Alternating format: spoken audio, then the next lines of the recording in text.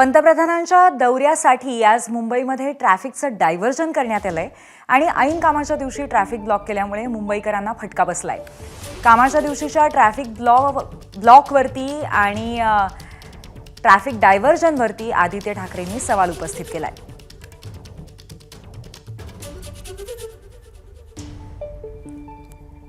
एक्सवरती म्हणतात आदित्य ठाकरे, ऐन कामाच्या दिवशी मुंबईमध्ये ट्रॅफिक ब्लॉक, ऑफिसला जाणाऱ्या लाखो मुंबईकरांना फटका। वेस्टर्न एक्सप्रेसवेवरती वाहतूक कोंडी झालेली आहे।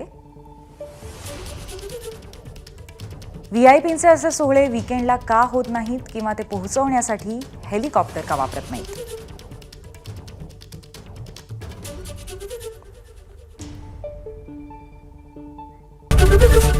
एबीपी माझा, उघडा डोळे बघा नीट।